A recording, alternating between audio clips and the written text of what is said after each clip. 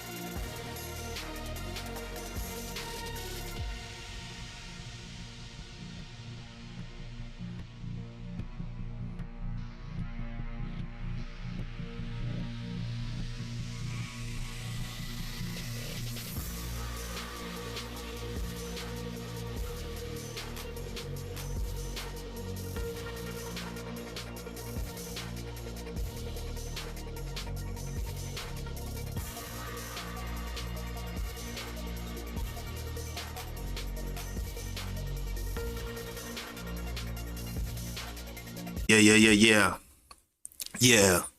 I'm getting to it, y'all. I'm figuring it out. I'm figuring it out. I want y'all to know I got things figured out. I'm in the building, giving y'all this business. Again, is let's get to it. And the tour got a you in it, cause I always got you in mind. Let's go. Let's go. Woo. Been a good week this week.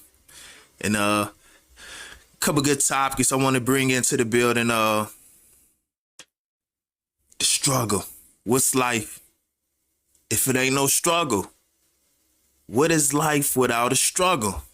I don't think y'all don't get me. Y'all don't hear me. Y'all don't understand what I'm saying. What is life without the struggle? Like, are you living if you ain't going through some sort of struggle? It don't matter how much money you got. If you got the wife, if you got the husband, if you got the nice car, if you got the jewelry, if you got the celebrity, if you got the fame, if you got everything you want. Do you think it's going to be all sweet, all peaches and cream? Or do you think it's going to be some struggle? You ain't guaranteed much in this life. You might not even get your way in this life. It might seem unfair, but what you gonna get is some struggle. That's what 2 G's, struggle. You gonna get it. And it's like, if you read the Bible, if you read the Quran, if you read the Torah, if you Buddhist, any way of life that you follow is gonna have struggle. It's gonna be laced with struggle. It's gonna be sprinkled with struggle. If you in a relationship, it's gonna be some ups and downs. If you got a job, you're gonna have some hard days. If you broke, you know you're gonna have some hard days. Even if you rich and famous, you're gonna have you some hard days. Why? Because the struggle is baked in. It's baked in. It's like flour. It's like onions. It's in there. It's like an ingredient that you can't get by in this world. It's going to be some struggle. And, it's all types of sayings, but I don't think people really grasp that. They don't really get it. They don't fully comprehend that life is abundant with struggles. Not just here and there, but it's abundant from the time you're young until you get older. You're going to face some sort of trials and tribulations, some sort of speed bump, something you can't get past. And there's no way to avoid it. You know, I think people, they get frustrated, they get depressed, they get the feeling like they in the world all by themselves. Nobody don't love them. Ain't no savior. Ain't no knight in shining armor coming to save you. Where my dogs at? Like, who out here? Who for me? Woe is me. But the bottom line is, ain't no getting around it. And I feel like you gotta appreciate that struggle. You gotta embrace that struggle. You gotta look struggle in his eye and learn to live with it. Because it's gonna be there. It's gonna be there. Regardless of what you plan for, it's gonna be a wrinkle in there. It's gonna be a monkey wrench in there. And you're gonna be sitting back trying to figure out how to fix it. And it ain't no fixing. You could be as happy as what you wanna be, and it's gonna be a rain cloud overhead. And it's no way to get around it. And I just wanted to bring that to the table because I was thinking about that. I was thinking about it. I was like, man, you know, people sure is struggling out here. And then I thought about it, and people have always been struggling. There's never been a time in this world, in the existence of man, where it wasn't even a struggle. And I think that's something we got to think about. And when you see things in that light, maybe it'll help you to come to the conclusion that maybe struggle isn't what you want to run away from. It's what you want to take on. You know, take that on and understand it. It's through that struggle that you gain experience, that you build up your character, that you become the man or the woman you're supposed to be. It's those trials and tribulations. It's those struggles. It's those learning experiences. It's them hard falls. We fall down, but we get up. Y'all know how it go. I ain't got to sing these spirituals, these gospel songs to you for you to understand. I once was lost, but now I'm found. No, it's the same old story that's been told over and over and again. Yo, you gonna go through something in this life, and you just gotta learn how to accept, take on those challenges, and get used to the hard road. Because if you try to go down that road that's easy, oh man, that's when you gonna slip. That's when you gonna bump your head. That's when you gonna get tricked out your money. You're gonna get tricked out your love. You might even get tricked out your freedom or tricked out your life. So that road that seemed easy ain't the road you want to travel on. You got to go straight. When you come to the fork in the road, go straight. Go straight. Nah, man. I ain't going to keep dropping these jewels on y'all because I ain't no teacher or nothing. I ain't no preacher or nothing. But I'm trying to reach you or something. But yeah, I just wanted y'all to embrace that because it was something I was thinking about. And even me, I went through a little something this week. I was on a truck. You know, I deliver ice cream. I tell y'all that time and time, you know, give you a little insight to who I am. I deliver ice cream. So, you know, I got to hop on and off the back of the truck. No diddy, pause. I got to hop on it. You get it. But, you know, I was getting off the truck and it was a column behind me. I was at the William and Mary College. I got off the back of the truck. It's like a side rail with a step ladder you can get off. I stepped off, and on that last step, I guess I leaned into the column, and the column wasn't bolted down, so it gave way. And my ankle twisted. I was like, whoa, sharp one there. But as I was leaning and almost on my way down, the column bounced back and hit me in my back. And that that was a hard hit right there. So I ain't even think about my ankle no more. I was thinking about my back. So it's like, ooh, ooh. So I ain't fall. Luckily, yeah, I was a little bit shook up, a little bit rattled, a little bit hurt, and I kind of like limped off, and my ankle was kind of tight. My back was kind of tight. I stretched it off, and I did one stop, and it was feeling kind of tender, but not hurt. So I was like, okay, this side, maybe if I, rub it a little bit, it'll be all the way back right. I get through the day. So I finished my next stop. I got on the truck, and I took my shoe off. I rubbed my ankle, and that joint swole up. Like it was swelling up right when I was rubbing, and I was like, whoa, start hurting. And I still had like 10 more stops to go. Man, my ankle started hurting so bad I couldn't even walk on it no more.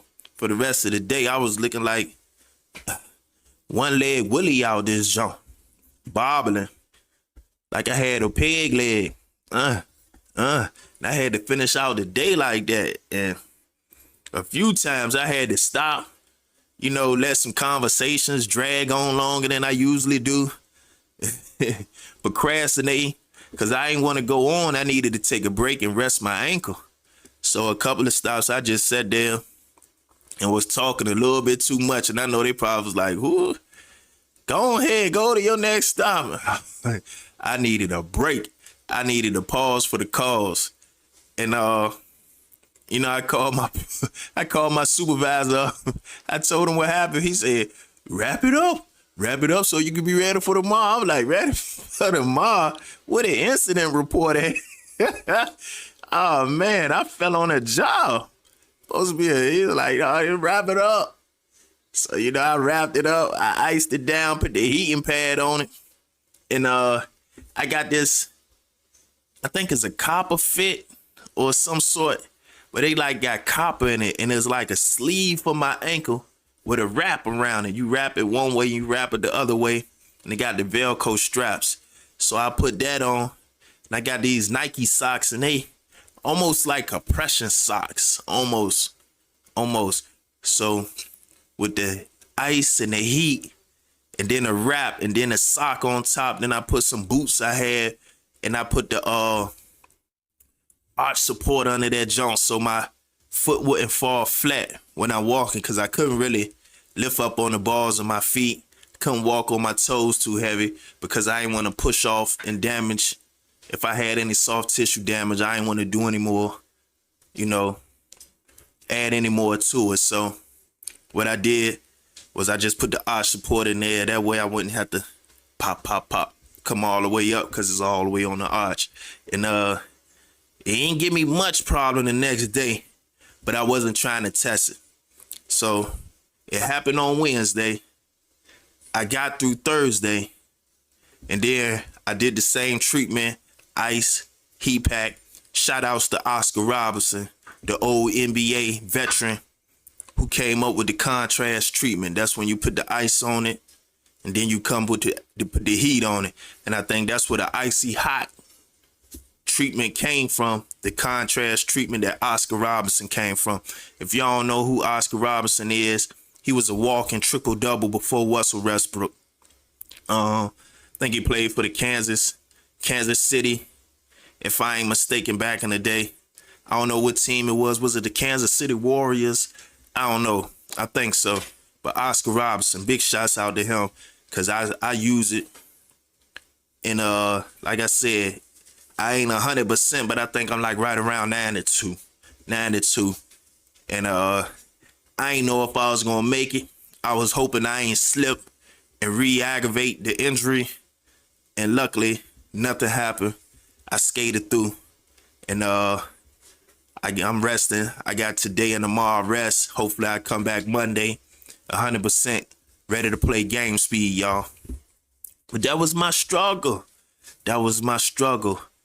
And like I said, we all go through them struggles. We all do. Ain't no way to get around it. You can't get around a struggle. And this week, it was a good week. It was a good week. We got a new president, y'all. Everybody know that. And that man won by a landslide.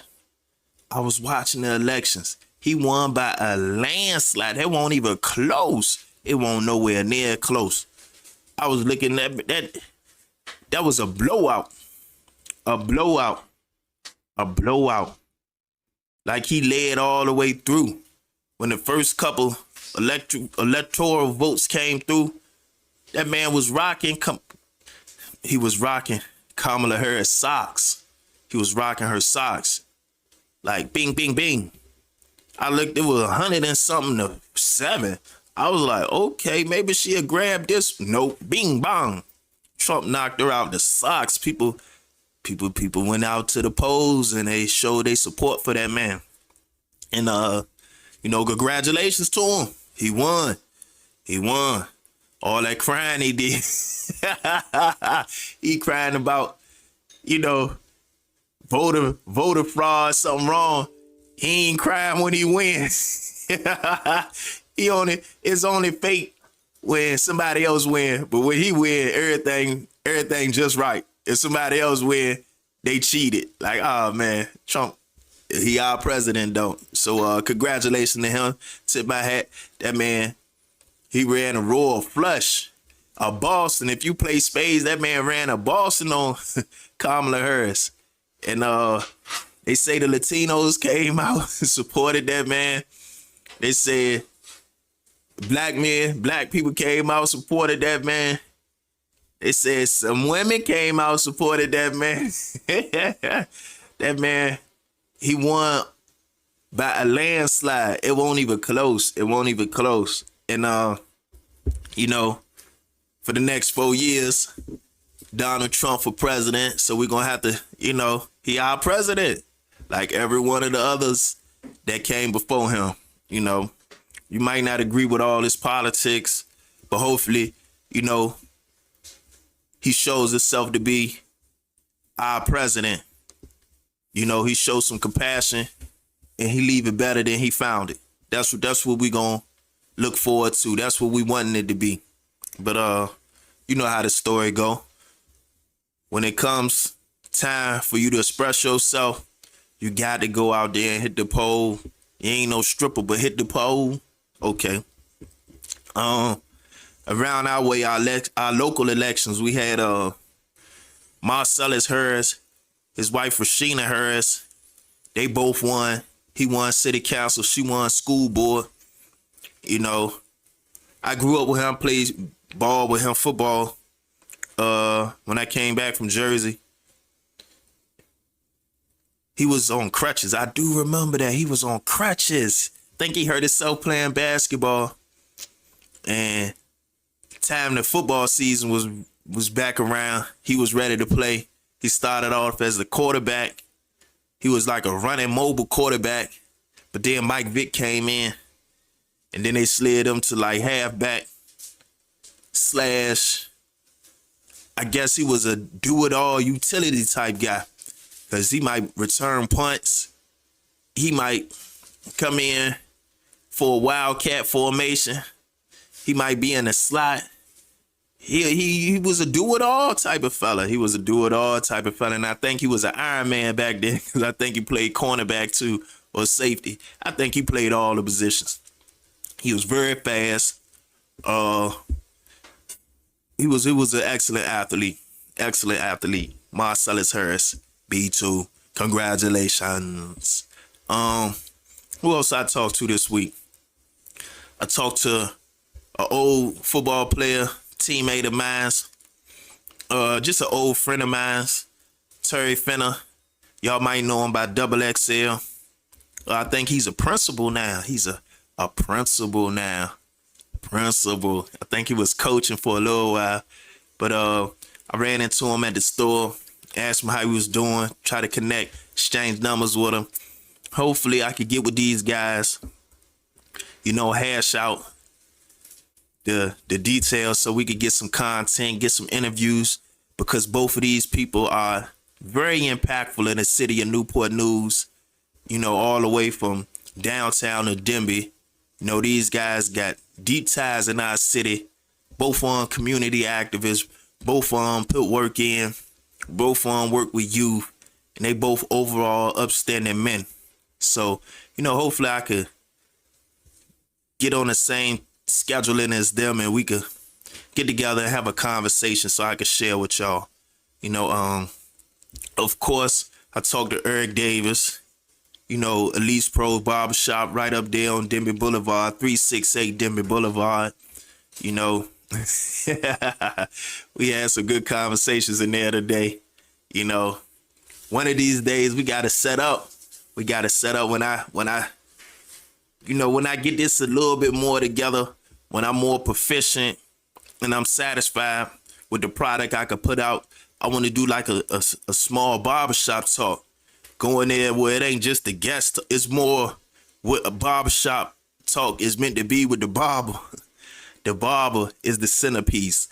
And like, you know, to me, Eric Davis is a legend and a very dynamic person, great personality. And I want to showcase that to the world. So hopefully looking forward, looking ahead, you know, those are some areas. I didn't get to talk to Kiel this week.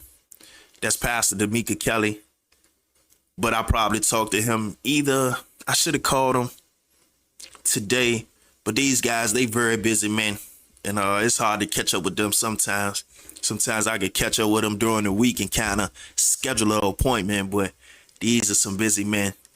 And they the guys. They the guys. And I've been reaching out to a lot of the fellas I grew up with. You know, most of them matured into good, upstanding men, pillars of the community. And I just want to have conversations with them, give them a chance to speak their mind. You know, ain't no parameters, ain't no type of restrictions. I just want them to talk and just, you know, let it all out. Let it all out. What's on their mind, some of the experiences they went through, you know, our interactions, their interactions with life, and just share that with y'all. That's what I'm trying to do, to share this content. But I need to talk to Mario Button. I didn't talk to Mario Button. I talked to him last week, but we touched down a little bit. That's Mario Button. He got a newsletter he got going out too, y'all. So check him out. That's Button Boulevard. He on YouTube. He on all platforms. Check him out, y'all. He do his own consulting thing. And very media savvy. Very media savvy. He do brand consulting and all that. But yeah, I was just tapping in with y'all. And did I want to go over a couple stories or something personal? Nah, hold on, wait. Let me see. Let me see what I got in the bag. What I got in the bag. I got something for y'all in the bag. I want to talk about my uncle Tony. Tony Haygood. I seen my cousin, his daughter, at the gas station. I think I seen her on Wednesday. Was it Wednesday? No, Tuesday. I seen her on Tuesday. I need to reach back out to her. We already got each other numbers. But you know, she living her busy life. I'm living my busy life. But I told her to say what's up to her pops. But my Uncle Tone Capone, y'all. I'm going to talk about him a little bit. When I was younger, and I used to think Tony was crazy. Like, you know, he was something special, man. He used to raise dogs. He kept a pit bull, kept a rock. He kept a big, vicious dog at all times. And I never really seen him train the dogs to be extra vicious, but man, he got the most meanest, gamest dog in town half the time. And I remember he used to train me how to fight when I was little. And man, then was some sessions that, you know, I still carry with me to this day because they was tough. He used to teach me a little bit of martial arts. I think my father taught him when he was younger. So when he moved in with my mom's in Virginia and he stayed with us, oh man, he used to drill me. He used to have me doing stretches. He used to have me up late at night doing hand blocks, doing horse stairs, kicking high, all types of, training on how to take a hit, even to the point that I remember it might seem like a movie or something. Man, he would boil some hot water and let it simmer down and had me ease my hands in the water. And I felt like Daniel's son, Daniel's son. And man, those were some long days and long nights. And like he used to drill me on a daily basis to, some of that stuff I could do with my eyes closed. When I was younger, I didn't really apply it to fighting because I thought it would be unfair a lot of the times to apply some of the stuff he taught us to a regular fight. Sometimes if I get in a pinch, I'll pull some of that stuff out my back pocket to give myself, a little bit of wiggle room. But I try not to apply that stuff because to me, I just thought it was unfair. I just kept it to like wrestling and, fist fighting, boxing and stuff like that. Until, it got a little bit crazy. Somebody I felt that was a little too strong for me.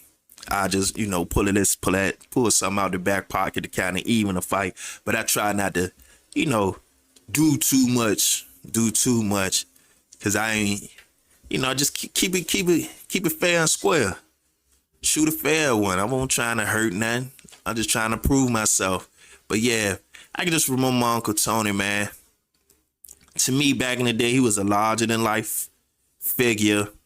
He about 10 years older than me, and I ain't have no big brother, so, I used to look up to him. He used to draw. I used to try to draw. I see what he got on. If he leaves some clothes around, I'll put them on. His word was golden to me. But I just remember those late night sessions, man. He had me stretching, doing the loaded stretches, doing the high kicks, side kicks, doing all the hand blocks, doing the punches. And man, it was an every night routine. And so, I can still remember a lot of that stuff to this day from those sessions that we had when I was probably in the 4th grade or so. I think I was around 7, 8 years old. But yeah, I just wanted to give a big shout out to my uncle Tony Capone, Tony Haygood. He's staying down in Florida right now with my grandfather. If I ain't mistaken, either they're in West Palm Beach or Port St. Lucie, down that area. I went out there to see him a few years ago. Haven't talked to him in a while, but I'm gonna reach back out to him. My favorite uncle, Tony. Yeah. Give it up for my uncle, y'all.